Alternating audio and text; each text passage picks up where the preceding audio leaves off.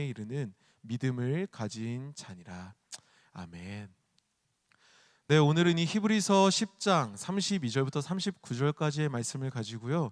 그래 하나님은 아시지 라는 제목으로 함께 하나님의 말씀을 나누고자 합니다.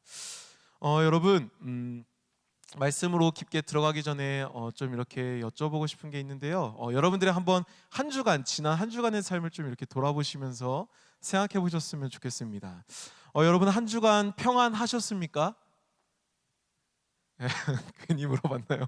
우리 아마 대학생 청년들 같은 경우는 개강을 했기 때문에 굉장히 바쁜 일상을 지내고 있을 거라 생각이 됩니다. 또 우리 직장과 가정 가운데 계신 분들은 이전과 똑같은 패턴 혹은 조금 바쁘거나 힘든 삶을 살아오신 분들도 계실 것 같습니다. 이렇듯 우리는 인생을 살아가고 있습니다. 그래서 각자에게 맡겨진 그 환경 속에서 그 삶을 잘 살아가고 있죠. 그 가운데 여러분 우리는 남들과는 다른 한 가지 다른 정체성을 지니고 있는 게 있습니다. 그게 뭐냐면 바로 그리스도인이라는 정체성이죠. 여러분 우리는 그리스도인으로서 이 세상에 살면서 여러 상황들을 마주할 것 같습니다. 마주하며 살아가고 있는 것 같습니다. 그 상황을 돌아보면요, 굉장히 기쁘고 즐거운 상황도 있었을 것 같아요. 나의 기도가 응답되었거나 어쩌면 내가 바라지 않던 어떤 내가 굉장히 힘들어하던 것이 해결되었거나 이랬을 때 우리는 굉장히 기쁨을 느끼고 환희를 경험하기도 합니다.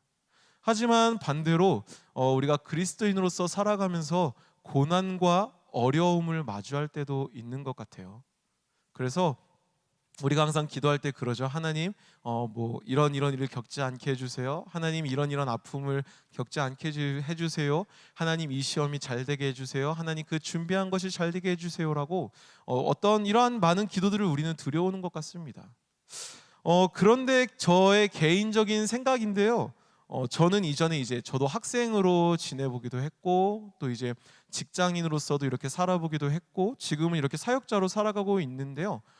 그 경험들을 좀 이렇게 돌아보면은 물론 기쁨과 환희의 순간도 분명히 있었습니다. 그래서 정말 눈물 흘리면서 하나님 앞에 감사하다고 고백하는 시간이 있었죠. 그런데 반대로 좀 이렇게 생각해 보면 그런 기쁨과 환희의 순간도 분명히 있었지만 어떤 고난과 어려움을 경험하는 순간이 저는 개인적으로 더 많았던 것 같습니다. 하나님 이건 왜 이러죠? 하나님 제가 하나님 앞에 열심히 예배했는데 왜 저한테 이런 상황이 나오죠? 하나님 제가 그리스도인으로서 나름대로 열심히 큐티하면서 깨어 있으려고 발악을 하면서 살았는데 왜 이런 어려움이 제가 살아가는 이 삶 속에서 나오죠? 이 직장 속에서 좀 예를 들면 저 사람은 도대체 왜 저러죠? 저 사람은 왜 바뀌지가 않는 거죠? 그래서 굉장히 힘들고 고난을 겪었던 이런 기억이 있는 것 같아요. 근데 제가 이렇게 생각해 봤습니다. 왜 이런 일이 벌어지지? 그러니까 그리스도인으로서 세상을 살아갈 때에 분명 우리는 하나님께 기도하는데 하나님 제가 준비한 것이 잘 되게 해주세요 혹은 사람을 잘 만나게 해주세요 혹은 저의 앞길을 주님 인도해 주세요라고 분명히 기도하는데 그래서 그 가운데에 고난과 어려움을 좀 겪지 않게 해달라고 우리는 기도하는데 왜 우리는 세상 속에서 살아가면서 그리스도인으로 살아가면서 고난을 겪고 어려움을 겪게 되는 걸까요? 저는 이 문제를 놓고 굉장히 오랫동안 청년의 때에 고민을 했었습니다. 고민했는데 제가 이렇게 묵상하고 기도하면서 내린 답이 있습니다. 이게 되게 간단한 건데요. 들으면 그게 뭐야? 라고 하실 수도 있는데 왜냐하면 세상은 교회가 아니기 때문입니다. 그렇죠? 당연한 겁니다. 세상에서 추구하는 가치와 교회에서 추구하고 교회에서 따르는 가치가 다르기 때문이죠. 그래서 그 가치의 충돌이 일어난다는 겁니다. 그래서 그 충돌의 과정에서 발생하는 어려움이 나타나고요. 또 그 충돌의 과정에서 나타나는 어떤 갈등과 고민들이 있다는 겁니다. 그런 갈등과 고민들 그리고 또 그런 어떤 충돌에서 나타나는 어려움 이런 게 우리의 삶에서 어떻게 발현되어지느냐? 네, 고난과 어려움으로 발현되어지고 인식한다는 겁니다. 여러분 그러면 우리는 또 질문을 해봐야죠. 우리가 그렇게 가치 충돌이 일어나는 그래서 우리가 어렵고 힘들게 느끼는 그 상황 속에서 하나님께서는 뭘 하고 계실까요? 하나님께서 우리의 기도를 듣지 않으신 걸까요? 하나님께서 우리를 그냥 방치하신 걸까요? 아닙니다. 하나님께서는 우리를 방치하지 않으셨다는 거죠. 하나님께서는 우리를 외면하지 않으신다는 겁니다. 어쩌면요, 이렇게 생각하시면 좋을 것 같아요. 고난과 어려움이 찾아왔을 때 그런 어려움과 힘듦으로 우리는 하나님을 잊을 때가 있는 것 같아요. 내 삶의 문제가 너무 커 보여서, 내 삶의 아픔이 너무나 거대해서 어쩌면 우리와 동행하시는 그 하나님을 우리는 보지 못할 때가 있는 것 같습니다. 하지만 우리가 그렇게 하나님을 잊을 때가 있을 수는 있지만 하나님께서는 우리를 잊지 않는다는 거죠. 그러한 상황, 제가 앞에서 계속 얘기했었던 힘들고 어려운 상황을 마주할 때 우리가 믿음으로, 또 약간 이렇게 표현하면 어떨까요? 이 악물고 어떻게든 주먹을 꽉 쥐고 가슴으로 읊조릴 그 한마디가 있다면 바로 이겁니다. 그래, 하나님은 아시지. 그래, 하나님은 그래도 아시지. 바로 이 고백이라는 거예요. 여러분, 히브리서 기자는 오늘 본문에서요, 히브리 그리스도인들을 향해서 그 메시지를 던져주고 있는 겁니다. 고난과 유혹으로 인해서 지쳐가지고 포기하려고 했던 그들입니다. 예수 그리스도를 배신하려고 했던, 그래서 이전에 믿었던 유대교를 향해서, 로마에서 섬기고 있는 그 황제를 향해서 마음을 바꾸려 했던 그들입니다. 하지만 그들에게 히브리서 기자는요, 위로를 주고 있는 겁니다. 여러분, 포기하지 마십시오. 그래도 하나님이 아십니다. 그래야 하나님이 아시죠. 여러분들 가운데 하나님이 계시지 않습니까? 이 고백을 히브리서 기자는 그들에게 이야기하고 있었던 거예요. 여러분, 오늘 우리는 이 히브리서의 본문을 통해서 우리가 같이 알아보고자 합니다. 함께 좀 고민하면서 우리의 삶 가운데 그것들을 좀 새기고 싶은데 뭐냐면요, 고난과 유혹에서 우리에게 필요한 것은 무엇이냐는 거죠. 고난과 유혹 가운데서 우리가 잊지 말아야 되는 게 뭐냐는 겁니다. 그래서 우리가 어떻게 삶의 자리에서 믿음을 갖고 있는 그리스도인으로서 세상 속에서 우리가 어떻게 살아내야 되는지를 이 시간 함께 히브리서의 말씀을 통해서 같이 알아가 보고자 합니다. 먼저 우리가 오늘 본문이었던 히브리서 10장 33절부터 35절까지의 말씀을 우리가 다시 한번 같이 읽어보길 원합니다. 히브리서 10장 33절부터 35절 같이 읽겠습니다. 시작. 혹은 비방과 환난으로서 사람에게 구경거리가 되고, 혹은 이런 형편에 있는 자들과 사귀는 자가 되었으니 너희가 갇힌 자를 동정하고 너희 소유를 빼앗기는 것도 기쁘게 당한 것은 더 낫고 영구한 소유가 있는 줄 알미라. 그러므로 너희 담대함을 버리지 말라. 이것이 큰 상을 얻게 하느니라. 아멘. 여러분, 첫 번째로 우리에게 필요한 것이 있다면요, 우리에게 믿음의 담대함이 필요하다는 것입니다. 이 시간 한번 같이 따라해 볼까요? 우리에게는 믿음의 담대함이 필요합니다. 네. 여러분, 오늘 방금 같이 읽었던 그 본문에서는요, 히브리 그리스도인들이 어떻게 살았었는지를 설명해 주고 있어요. 한번 같이 말씀을 볼까요? 그들의 모습이 어땠습니까? 비방과 환난을 당해서 구경거리가 되었다고 해요. 그리고 그런 처지, 그러니까 비방과 환난을 당해서 구경거리가 되어져 있는 사람들의 친구가 되어졌다고 해요. 거기서 끝나지 않습니다. 감옥에 갇힌 사람들과 함께 고통을 나누었고 자신의 소유를 빼앗기는 일도 당했다고 합니다. 왜요? 그리스도인이라서요. 여러분, 한번 생각해 봅시다.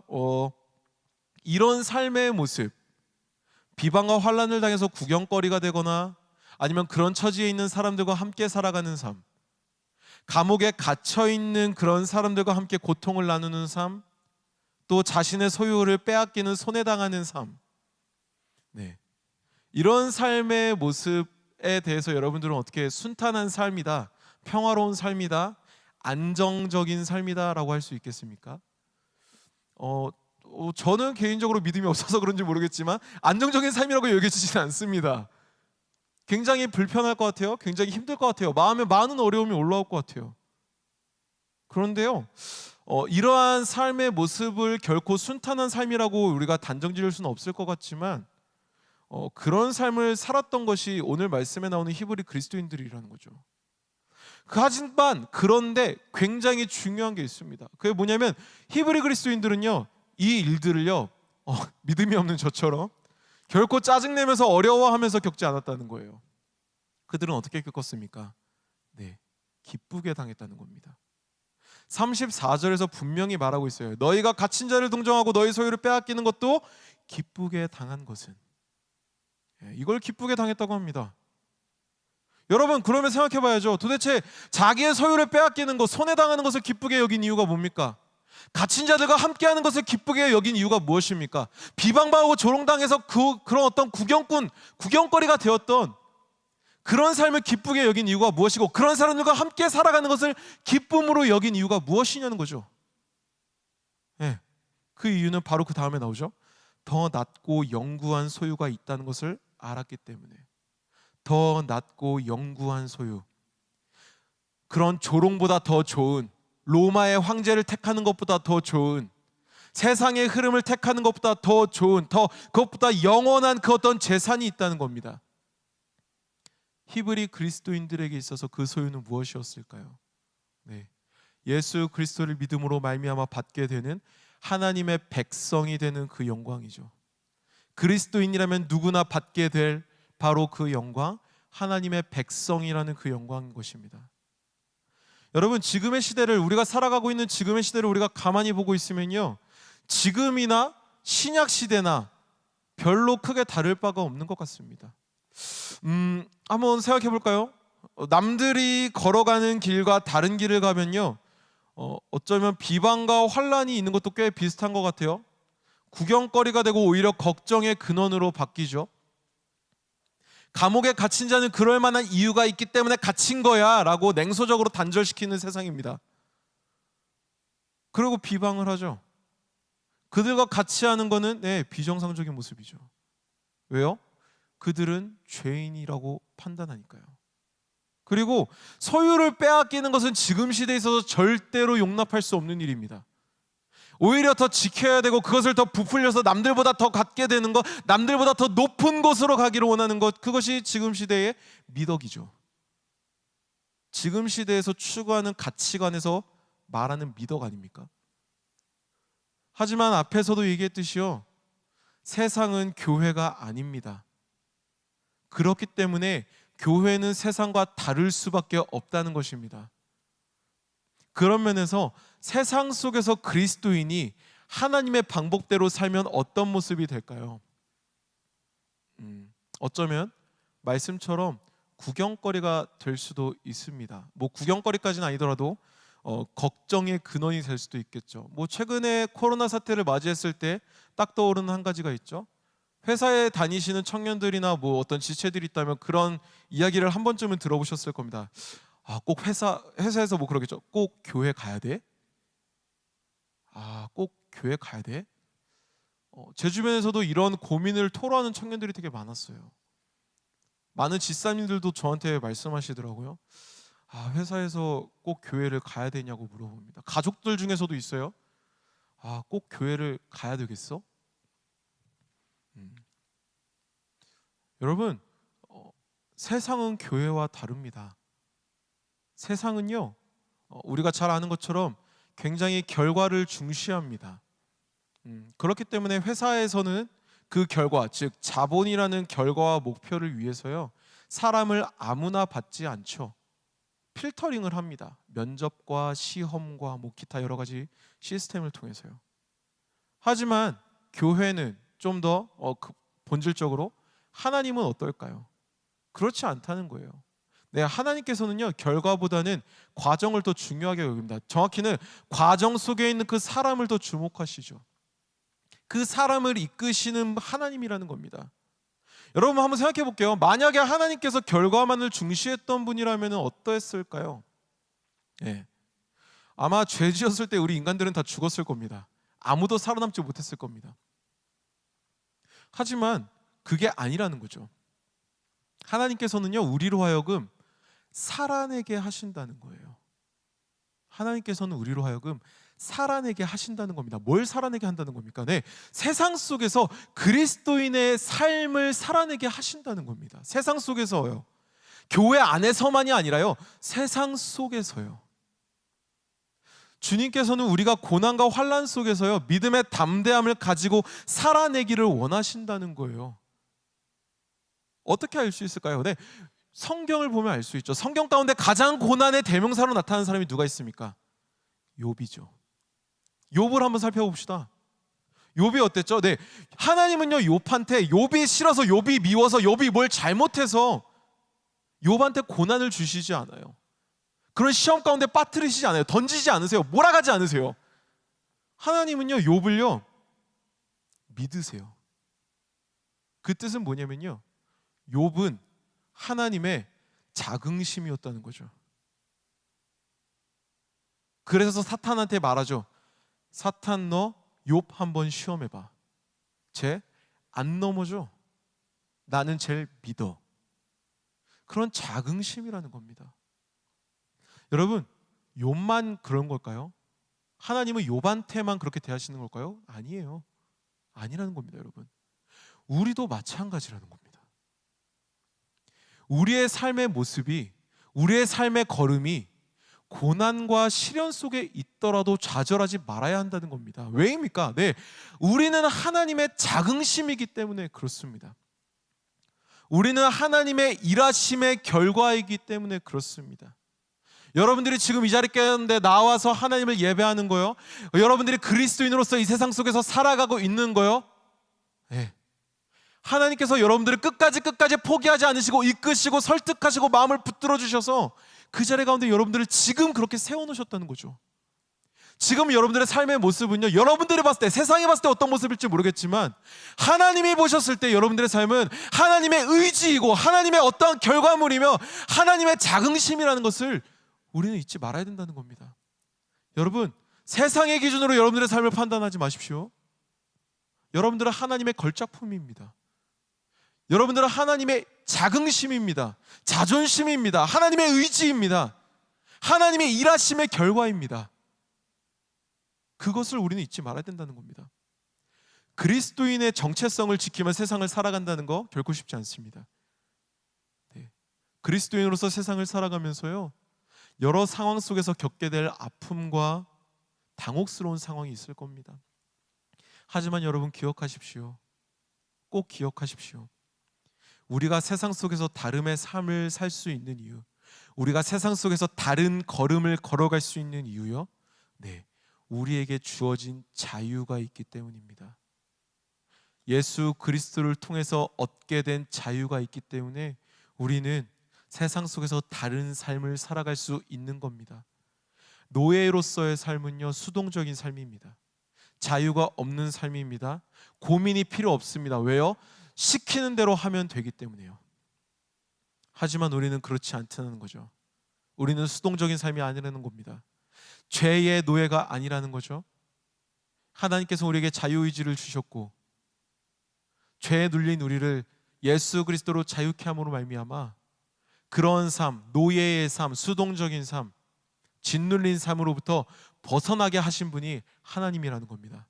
그런 하나님은 우리에게 원하십니다. 뭘 원하실까요? 네, 더 연단되기를 원하십니다. 더 강해지기를 원하십니다. 더 성장하기를 원하십니다. 그 자리에 머물러서 흘러가는 것이 아니라, 포기한 채 낙담하고 있는 것이 아니라 그 자리 가운데서 일어나셔서 성장하시기를 하나님께서는 원하신다는 겁니다. 그러한 우리를 향한 하나님의 기대가 우리의 삶 속에 담겨져 있다는 것을 우리는 기억해야 된다는 겁니다. 여러분, 고난 앞에 좌절하지 마십시오. 포기하지 마십시오. 그 시간은요, 여러분들을 결코 무너뜨릴 수 없습니다. 그 아픔들은요, 여러분들을 결코 좌절시킬 수 없습니다. 그 시간은, 그 상황은, 그 여건들은 여러분들을 더욱 강하게 만들 겁니다. 여러분들을 더 연단시키실 겁니다. 여러분들을 더 성장시키실 겁니다. 그 시간 속에서 여러분 마음껏 성장하십시오. 그 시간 속에서 여러분 마음껏 강해지십시오. 그 시간 속에서 여러분 마음껏 연단하십시오. 그래서 하나님의 자긍심에 보답하는 여러분들이 되십시오. 그렇게 세상 속에서 연단되어지고 강해지고 성장함으로 말미암아 담대한 믿음의 소유자가 바로 여러분들이 되기를 주님의 이름으로 축복합니다. 아멘. 우리 다음으로 오늘 본문이었던 히브리서 10장 36절 37절 말씀을 한 목소리로 읽어보기를 원합니다. 히브리서 10장 36절 37절 같이 한번 읽어보겠습니다. 시작. 너희에게 인내가 필요함은 너희가 하나님의 뜻을 행한 후에 약속하신 것을 받기 위함이라. 잠시 잠깐 후면 오시리가 오시리니 지체하지 아니하시리라. 아멘. 두 번째로 우리에게 필요한 것이 있다면요, 우리에게는 영적 지구력이 필요하다는 겁니다. 이 시간 한번 같이 또 따라해 볼까요? 우리에게는 영적 지구력이 필요합니다. 네. 자, 여러분 혹시 하나 물어봅시다. 우리 해당되는 청년들이나 있으면 한번 저를 좀 이렇게 딱 봐주세요. 나는 2002년생이다. 혹은 난 그 이후에 태어났다 하시는 청년 혹시 있나요? 네, 없으신 것 같아요. 그 뜻을 제가 왜 물어봤냐면, 여러분 그 2002년 월드컵 혹시 기억하세요? 네, 저는 그때 중학생이었는데 여러분들 가운데 이제 저 광화문 나가서 아마 이렇게 응원하시는 분들도 있을 거고, 또 교회에서 막 이렇게 막 응원하시는 분들도 있을 거고 그럴 겁니다. 2002년 월드컵을 저는 굉장히 뚜렷하게 기억합니다. 왜냐하면 우리나라가 그 월드컵에서 4강까지 올라가는 굉장히 놀라운 어떤 기록을 세웠던 때가 바로 그때였기 때문에 그렇죠.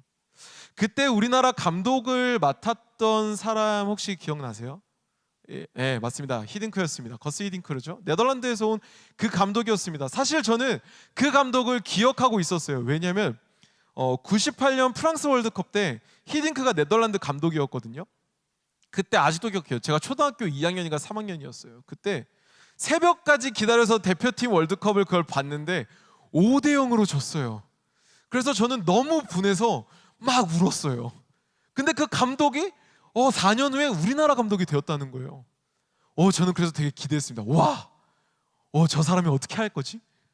또 막 그랬습니다. 근데 그 감독이 처음 우리나라에 왔을 때요, 축구 대표팀에게 했던 훈련이 뭐였는지 아세요? 예, 기초체력 훈련이었습니다. 그것을 계속해서 했어요. 계속해서. 사실 그 훈련을 체력이 지치지 않기 위해서, 경기에서 지치지 않게 하려고 그 훈련을 계속 시켰던 건데, 되게 안타까웠던 게 뭐냐면, 많은 평가전을 합니다. 근데 그 결과가 쏙 좋지 못했어요. 그래서 많은 신문들에서는요, 평가전 결과가 좋지 못하다고 막 심하게는 경질설까지 나오기도 했었어요. 그게 그 당시 상황이었죠. 하지만 히딩크는 어떻게 했을까요? 그 감독은요, 경질 이렇게 떠나지 않았어요. 계속 훈련합니다. 체력을 계속 기르고요, 계속해서 기본기인 패스를 훈련하고요, 전술을 훈련하고, 가장 기본인 팀워크를 훈련합니다. 자신의 그 전술을 끝까지 갖추어 가죠. 그 결과가 어땠을까요? 네, 평가전에서 뛰어난 실력을 보여줍니다. 잉글랜드를 축구의 강호인 잉글랜드와 비기는 모습을 보여주고, 또 월드컵에서 보면은 포르투갈도 이기고 이탈리아도 이기고 스페인도 이기고 놀라운 결과들을 보여줍니다. 그래서 월드컵 4강이라는 어떠한 기록을 그 감독은 세우죠. 여러분, 제가 이 설교 중간에 갑자기 히딩크 감독 얘기를 한 이유가 뭐냐면요, 우리 신앙에서도 이런 히딩크 감독과 같은 모습, 또 그 선수들을 훈련시킨 그런 모습이 굉장히 중요하다는 겁니다. 여러분, 방금 우리가 읽었었던 그 본문에서는요, 히브리 그리스도인들에게, 그리고 그 우리들에게 강조하는 한 가지가 있습니다. 그게 뭐냐면 인내가 필요하다는 거예요. 사실 이거는 지금 세상을 살아가는 우리들에게 가장 힘든 부분일 수도 있습니다. 그런데 히브리서 기사는요, 단순히 그냥 세상을 살아야하기 때문에, 삶을 살아내야 되기 때문에 인내가 필요합니다 라고 하지 않습니다. 두 가지 이유 때문에 인내가 필요하다고 해요. 첫 번째 이유는 뭐냐면요, 하나님의 뜻을 행하기 위해서 라고 그렇습니다. 두 번째 이유는 뭐냐면요, 약속하신 것을 받기 위해서라고 하고 있어요. 여러분, 먼저 생각해 봅시다. 하나님의 뜻을 행한다는 게 뭘까요? 하나님의 뜻을 행하는 거, 교사로 섬기는 거, 차양대로 섬기는 거, 악기와 싱어들로 섬기는 거, 교사로 섬기는 거, 물론 그런 모습도 섬기는 거죠. 네. 그런데요, 오늘 말씀을 통해서 알 수 있는 모습은요, 33절과 34절에 나오는 바로 그 모습이라는 겁니다. 조금 더 명확하게 정리해 보면요, 어떤 모습일까요? 네, 예수 그리스도의 모습인 거죠. 아픈 자들과 함께하고, 소외받는 자들과 함께하고, 묶인 자들과 함께하고, 귀신 자들과 함께하고, 병든 자들과 함께한, 높은 곳으로 가려 하지 않으신 그 예수 그리스도의 모습이라는 겁니다. 그게 바로 하나님의 뜻을 행한다는 거죠. 자, 그렇다면 오케이, 하나님의 뜻을 행한다는 것은 이해가 됐는데, 그렇다면 약속을 받는다는 거, 약속하신 것을 받는다, 이건 또 뭘까요? 뭘 약속하셨길래 약속하신 것을 받는다는 게 뭔 의미일까요? 예. 뭐 이 답이 어떻게 느껴질지 모르겠지만 예수님을 믿는다는 겁니다. 약속하신 것을 받는다는 것은요, 예수님을 믿는다는 것이고요. 이건 무슨 의미냐면요, 하나님의 백성이 된다는 겁니다. 이렇게 얘기하면 좀 뜬금없을 것 같아서 제가 말씀을 하나 준비했습니다. 이 시간 요한복음 3장 16절 한번 좀 같이 읽어볼까요? 요한복음 3장 16절 우리 한 목소리로 읽어보겠습니다. 시작. 하나님이 세상을 이처럼 사랑하사 독생자를 주셨으니 이는 그를 믿는 자마다 멸망하지 않고 영생을 얻게 하려 하심이라. 아멘. 구약시대 때부터 말씀하신 새 언약이었습니다. 모세와 세우셨던 그 언약이 있었지만 예레미야를 통해서 선포하셨던 새 언약이 있었습니다. 그 새 언약이 뭡니까? 네, 예수 그리스도를 인내함으로 믿으라는 거죠. 그럴 때 무엇을 얻는다고요? 영생을 얻는다고요. 그렇기 때문에 우리에게 필요한 것이 뭐냐는 겁니다. 영적 지구력이라는 거죠. 하나님의 약속을 받기까지 열심히 살아낼 그 영적 지구력이 우리 안에 필요하다는 겁니다. 나의 믿음을 흔들려는 것들로부터 견디기 위한 영적 지구력을 길러야 된다는 겁니다. 어떻게 기릅니까? 네, 말씀과 기도를 통해서 기를 수 있습니다. 찬양과 예배를 통해서 길러낼 수 있습니다. 그 시간 속에서 선포되어지는 말씀과 기도와 찬양을 통해서 우리의 영적 지구력을 기를 수 있다는 겁니다. 세상 속에서 살아갈 때 세상의 시련과 고난 속에 쓰러지지 않을 만큼의 튼튼한 코어 근육을 우리는 길러야 된다는 겁니다. 그래서 하나님의 약속을 받기까지, 하나님의 곁으로 갈 때까지 살아낼 수 있는 영적 지구력을 우리는 길러야 된다는 거예요. 그런 가운데 우리는 점검해 봐야 돼요. 우리는 우리 스스로에게 점검해 봐야 돼요. 뭘요? 네, 무엇이 그 지구력을 기르는 것을 방해하고 있는가?